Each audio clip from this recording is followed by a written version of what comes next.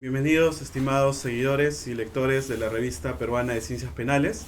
Soy Allen Flores Serpa y en esta oportunidad nos encontramos con el profesor Luis Greco, profesor de la Universidad de Berlín, que entre muchas cosas a destacar podríamos iniciar destacando que es uno de los profesores latinoamericanos, que es uno de los primeros que ha sido nombrado, por así decirlo, como profesor o catedrático en una universidad alemana. Profesor, ¿cómo se encuentra? ¿Cómo está desde su llegada aquí a Lima? Estoy muy feliz, un poco fría la ciudad, Ajá. caramba, no esperaba tanto, pero estoy bien, estoy siendo muy bien atendido por mis anfitriones peruanos, estoy muy feliz de estar aquí, encontrar tantos amigos, estoy comiendo muy bien, Que es lo entonces importante. sí, una cosa que es muy importante, entonces estoy muy feliz. Sí. Bueno, profesor, quería empezar esta entrevista eh, recordando un poco su trabajo doctoral, ¿no? Que fue el de Lo vivo y lo muerto de la teoría de Feuerbach, que fue publicado alrededor del año 2009. Sobre ello, dos preguntas importantes. ¿Por qué elegir ese tema? Y lo otro, ¿cuáles fueron sus hallazgos? Sí, la elección del tema se dio un poco por casualidad. Ya. Fue así. Yo, en Alemania, en Múnich, uno tiene que hacer una maestría, un LLM, Ujú. antes del doctorado. Y en el LLM, yo, así, en Múnich uno tiene que no solo escribir un trabajo de conclusión, sino también hacer un trabajo de seminario. Ujú. Seminario es un modelo de es una clase en que uno entrega un trabajo escrito de unas 20 30 páginas y después lo presenta oralmente y lo discute con los otros participantes del seminario. Y en el semestre en que yo tenía que hacer un seminario, Schünemann, que no era mi supervisor, Ah, no. Ujú. estaba ofreciendo un seminario sobre Feuerbach Ujú. y junto con un profesor de historia del derecho, Nielsen. Y yo pensé, esto es interesante, yo voy a intentar esto. Y, y ahí yo me ha cabido como tema la teoría de la pena de Feuerbach. Y fue la primera versión, mi primer contacto con Feuerbach fue esto. Yo, el normal era escribir 20 30 páginas, yo he escrito un trabajo de 70 Ujú. y impresioné mucho a Schunemann y a Roxin. Yo creo que mi camino en Alemania empezó ahí. Y terminé la maestría con un trabajo de maestría sobre los conocimientos especiales que después se publicó en Alemania. Empecé el doctorado bajo la supervisión de Roxin, pero ya con buen contacto con Schunemann gracias a Trabajo. trabajo de seminario. Y un día yo quería trabajar sobre la causalidad como tema de Ajá. doctorado. Y quizás este librito que salió ahora en Brasil sobre el problema de causalidad, imputación del delito omisivo, es quizás lo que restó de este esfuerzo en el concepto de causalidad. Y lo que pasó fue que yo, en el inicio del doctorado, unos 5 meses ya leyendo sobre causalidad, no seguí adelante. Fui a Schunemann a hablar con él para agradecerle el apoyo en la maestría y todo. Y él me preguntó qué va a hacer usted ahora como tema de doctorado. Ajá. Y yo le he dicho, estoy trabajando sobre causalidad, pero no sé. Y él me ha dicho, pero ¿por qué usted no coge el trabajo de Feuerbach, lo transforma en una tesis de doctorado, termina en un año y después se habilita? Esta conversa con Schunemann fue quizá la conversa más importante de mi vida, porque antes se habilita significa hace después del doctorado consigues la calificación para volverte catedrático en Alemania. Claro, claro. Esto fue en 2003. Pues, y con, esta conversación con Schwinnemann quizás decidió todo más en mi vida, porque yo nunca hasta entonces tenía la idea de quedarme en Alemania. En este momento esto se presentó como una posibilidad y yo pensé, buena idea, pues, voy a hacer la tesis sobre Feuerbach. No conseguí terminar en un año, terminé en un 5, Ah, pero esta tesis fue la que me abrió, sí, que fue la base de mi reputación en Alemania. claro, claro. Para mí fue muy importante. Entonces fue la idea, sugerencia de Schunemann. Claro, y en cuanto a básicamente ya los hallazgos que encontró o ¿Qué que, son hallazgos? es decir, las conclusiones a las que Sí, arribó ok. después de la... Así muy simplificadamente, la idea central de la tesis, Ujú. lo que me lo que yo me preguntaba era por qué hay límites absolutos al poder del Estado. Y encontraba que, sí, Feuerbach, y yo lo intenté leer como alguien que intentaba dar una respuesta a esta pregunta también. Pero el límite que él quería establecer era el límite del nulo un crimen, nula pena sin el eje. Él quería decir la pena solo se impone, solo se puede imponer con ley. Pero la fundamentación que él daba a esto no me parecía buena. Era una fundamentación así. Necesitamos de ley porque sin ley no intimidamos, sin ley no prevenimos delitos. Y, o sea, para nosotros es útil que exista este límite. Sin el límite dejamos pasar cosas que no pasarían si lo conociéramos. Y este modo de argumentar, de decir no podemos porque no nos conviene, aparece en varios sectores en la teoría del delito, en varios sectores en los fundamentos del derecho penal, en la reflexión sobre los fundamentos del derecho penal. Esto me parece raro.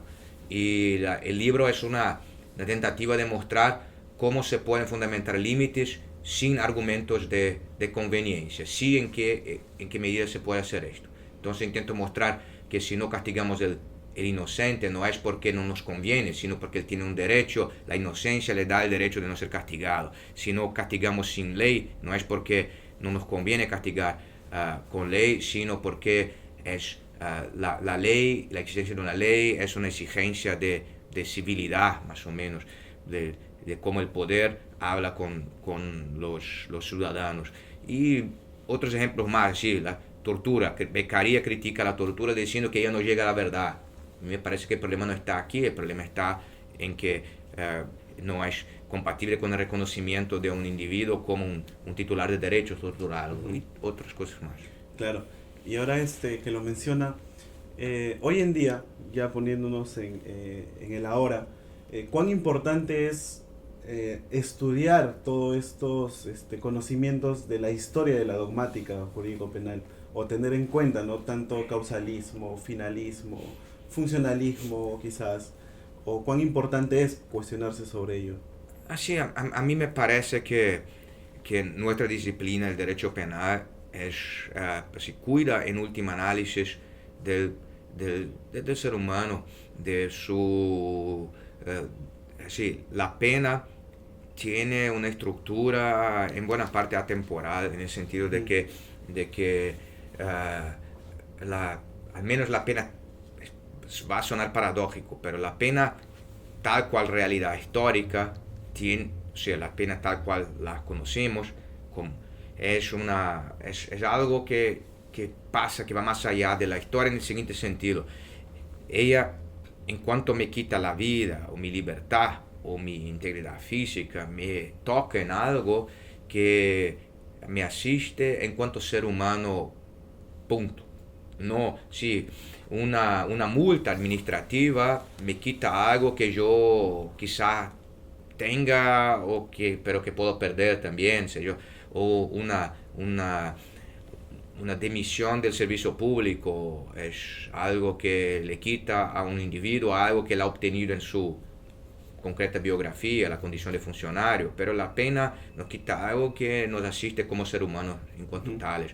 Entonces legitimar esto pone cuestiones que son en principio atemporales y que muchos individuos muy listos, muy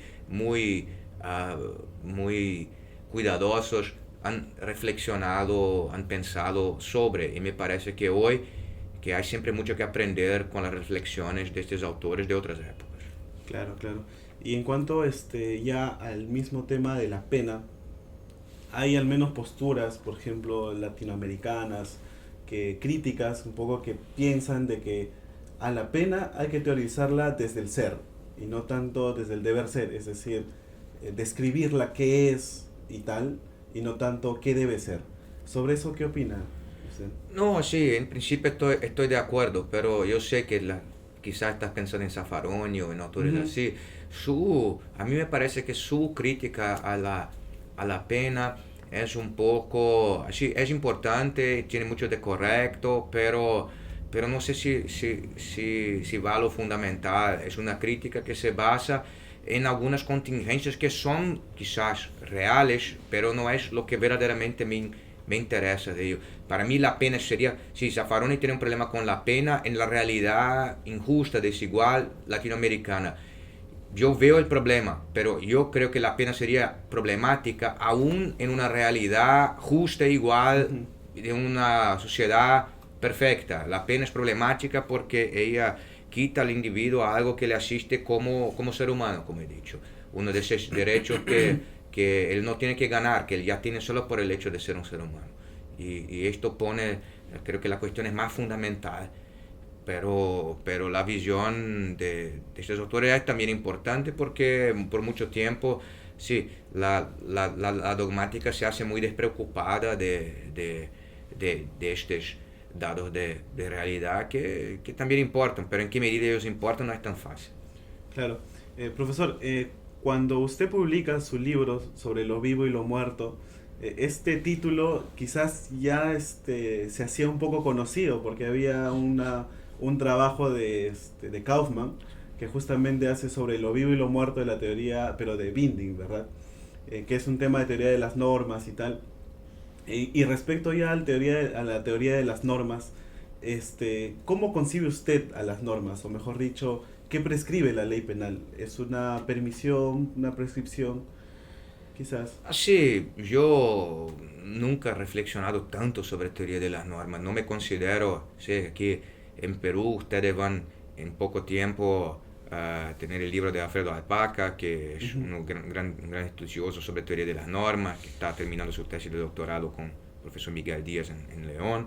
Y así, yo veo la teoría de las normas de forma desapasionada, en el sentido de que me parece que es un instrumentario muy útil para describir ciertos problemas, pero los contenidos todos vienen, en mi opinión, de otras consideraciones que no de la teoría de las normas.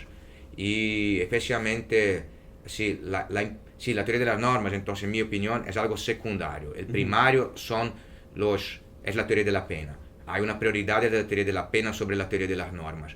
Las normas solo intentan poner en su lugar las consideraciones materiales de legitimación que son dadas por la teoría de la pena. Y por esto que, así, yo encuentro esfuerzos como lo de Mañalich, un chileno, Claro. sobre teoría de las normas, yo los encuentro muy sobrevalorados. Así, el esfuerzo, en el sentido de que la relación entre lo que se gana y lo que se invierte en esta reflexión me parece completamente así, no me parece justificar la cantidad de tiempo, de esfuerzo que se invierte. Es esto, no sale mucho de ahí. Lo que sale de ahí, en la teoría de las normas en general, es lo que se ha puesto en el plan de la teoría de la pena.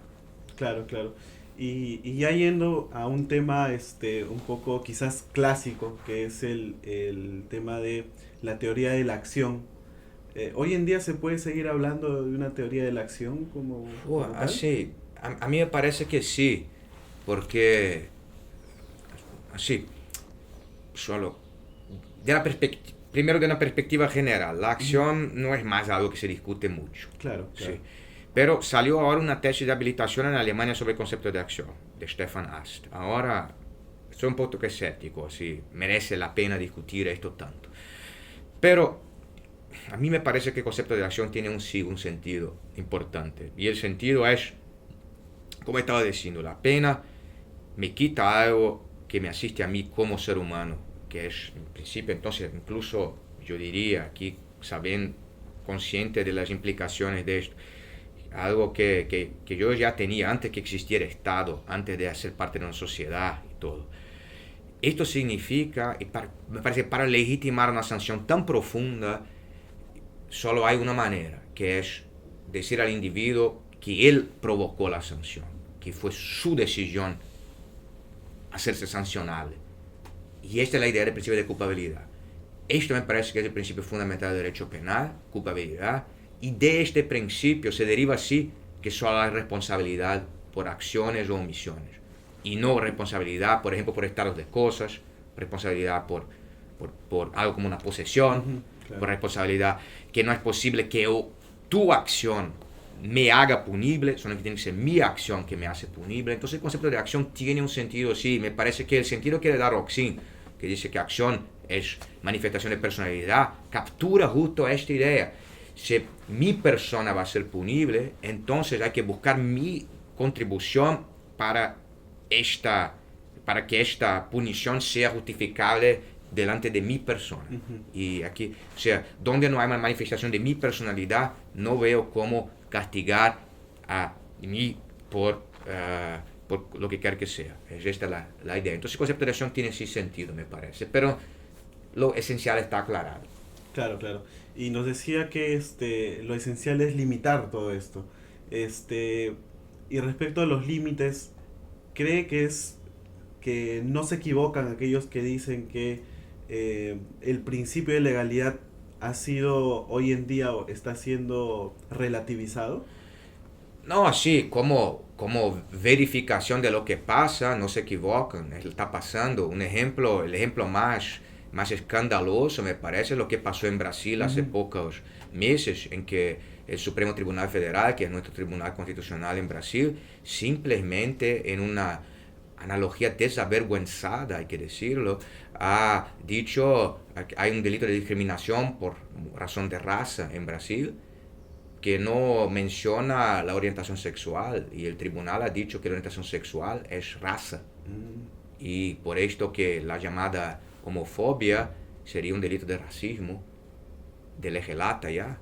Y sí, en un país que conoce un principio de legalidad, esto es inimaginable, pero en Brasil pasó, y la fundamentación que uno da muchas veces, no sé si estas locuras existen aquí en Perú, espero que no, pero en Brasil hay una corriente muy fuerte del llamado neoconstitucionalismo que quiere ponderar todo y pondera la legalidad con, no sé, con la igualdad, y dice que, y espero que este tipo de locura no llegue aquí, y si ya llegó, si no llegó, yo no puedo, preferiría no hablar más de esto para no dar ideas a nadie, pero en Brasil esto ha hecho una gran carrera victoriosa, llegando hasta este punto de que hoy todo en Brasil se pondera, la legalidad se pondera, y esto es muy triste porque esta situación no se diferencia mucho de lo que había en 1935 en Alemania. Claro, claro. Y respecto a ese problema, ¿cuál cree que es el rol desde la academia, por ejemplo? El rol de la academia, muy buena pregunta. El rol de la academia es insistir en que no es sí, la conveniencia de la persecución penal o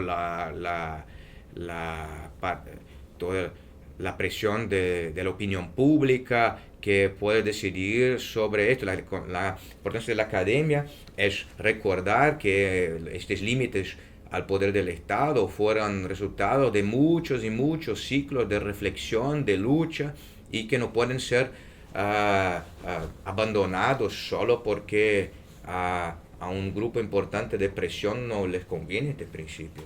Sí, nosotros, la academia es quien puede ser impopular, Claro. y tiene que tener el coraje de serlo. Claro, hace unos momentos usted mencionaba que ya yendo a sus trabajos, uno de sus trabajos, por no decir quizás uno de los primeros, era respecto a la imputación subjetiva y objetiva de los conocimientos especiales. Sí, sí. ¿Cuál es su posición respecto a ello? Así, como he dicho, fue uno de mis primeros trabajos. Este tema, como a muchos otros, me encantaban estos escritos de Jacobs, con el ejemplo del estudiante de biología y todo, que todos conocen. Este ejemplo es mucho más importante fuera de Alemania que en Alemania. Y entonces me intentaba saber cómo una teoría de la imputación objetiva puede tener en cuenta algo subjetivo, si esto no es una contradicción y todo. Sobre esto yo pensé, como algunos otros pensaron. Y mi primera tentativa en este tema fue mi trabajo de maestría, que a mí me parece que hoy yo veo que la cuestión es mucho más sencilla. Y lo he puesto en el Tratado de Roxin, la próxima edición, este argumento. Y también he puesto, creo que en un artículo sobre la complicidad, que salió en Alemania y fue traducido ahora al portugués. Está en un nuevo librito llamado As Razões do Direito Penal, que salió ahora en Brasil el año pasado. El argumento más sencillo es el siguiente: conocimientos especiales no tienen nada de subjetivo.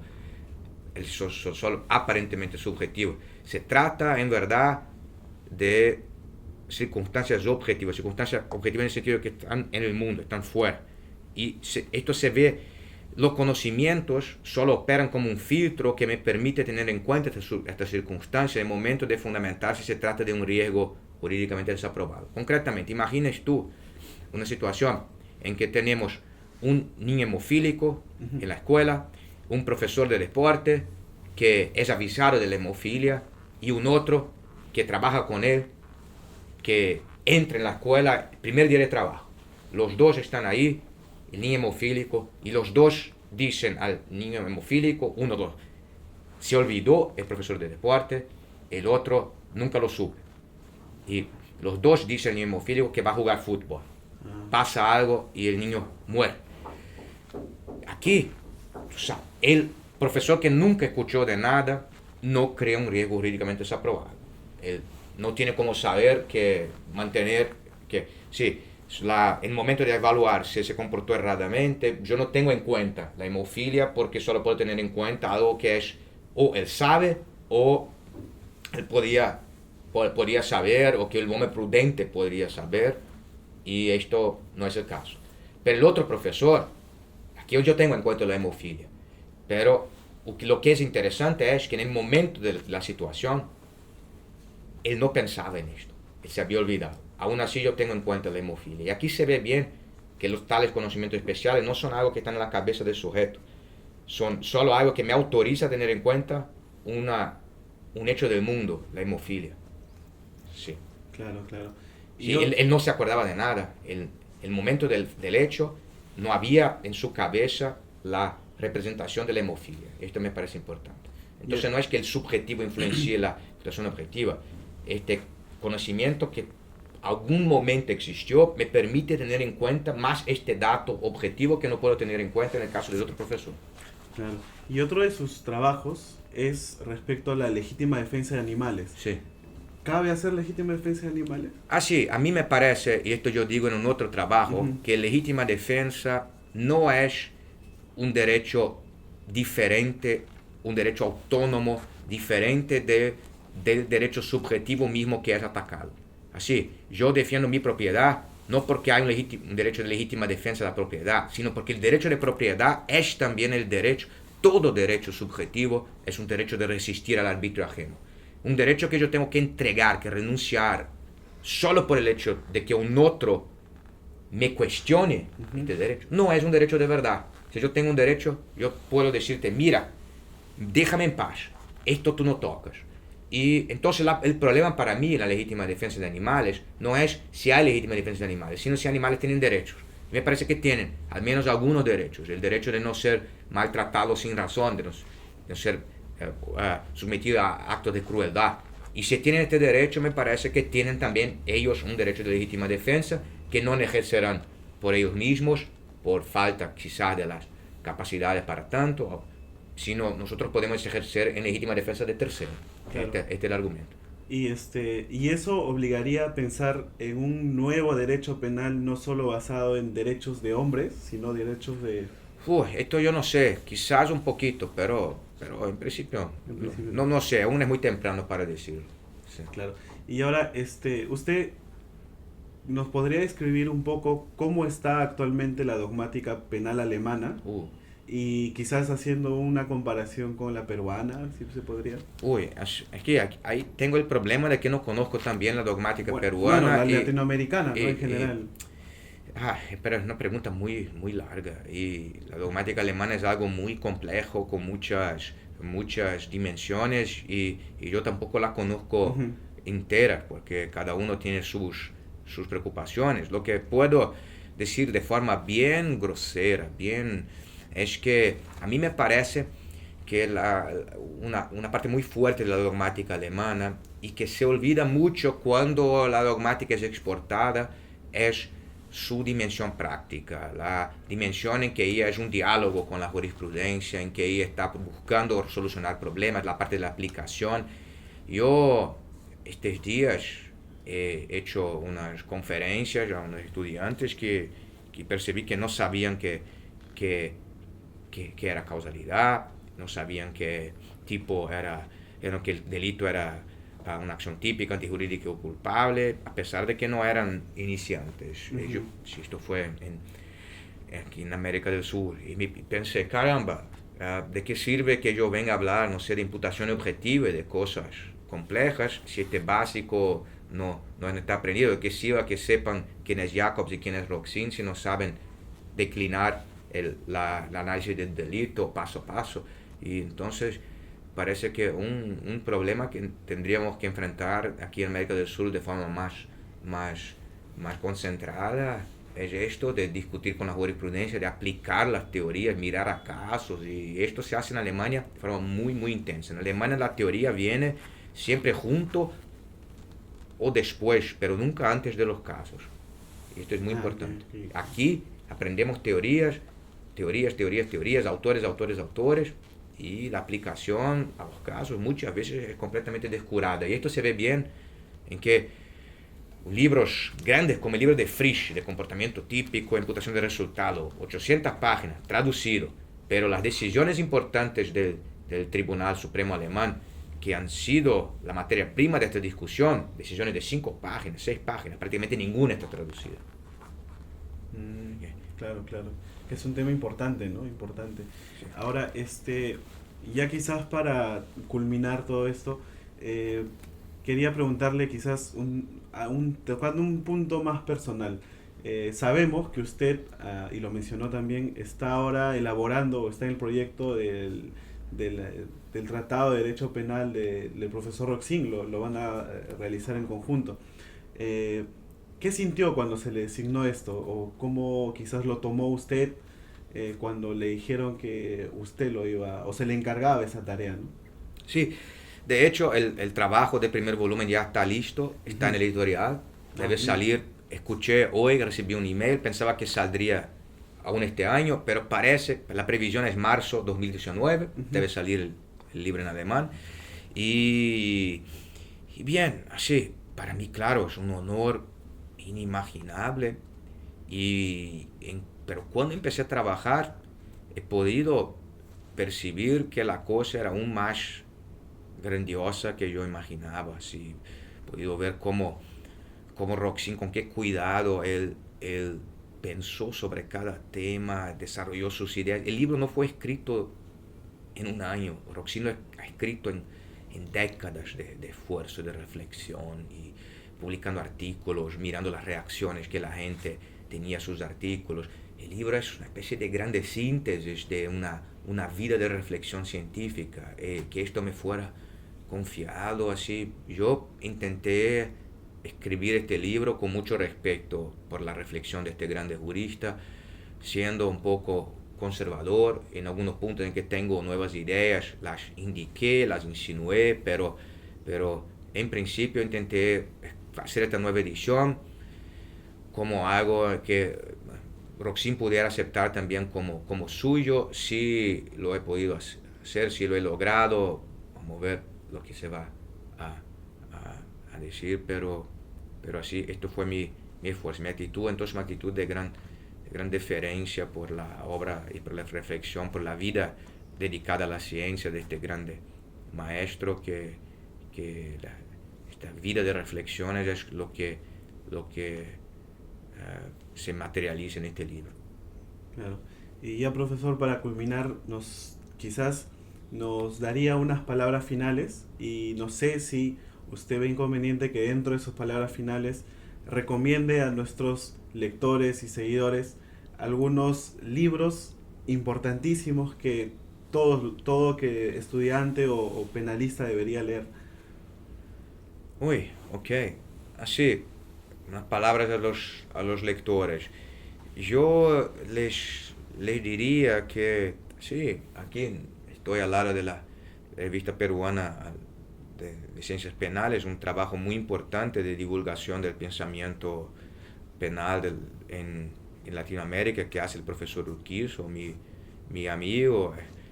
Claro, quien acompaña lo que sale en la revista está seguro que informado de muchas de las reflexiones más interesantes que hoy se desarrollan en el espacio de la ciencia penal de lengua castellana y también alemán, en este espacio que en buena parte es un espacio común. Y yo les diría que aprender alemán me parece importante, y es importante también tener conciencia de que las reflexiones de los grandes penalistas son contribuciones a la discusión sobre problemas concretos, sobre problemas reales, y esto hay que preguntar en este punto, hay que darle alguna razón a Zaffaroni, cuáles son nuestros problemas concretos, porque muchas veces las respuestas dadas por los penalistas alemanes son respuestas a problemas que existen aquí con otra cara do que en sus países. Pero mucho es común, sí. Por ejemplo, legalidad es algo común, culpabilidad es algo común. Lo más fundamental me parece que es universal. Pero hay mucho de pequeño, concreto, que es diferente en cada lugar, y hay que discutir con nuestra jurisprudencia también. Es esto. Ok. Muchas gracias, profesor Luis Greco. Muchas gracias, seguidores y lectores de la revista peruana de Ciencias Penales. Nos veremos en otra próxima oportunidad. Hasta pronto. Muchas gracias por la atención y por el interés.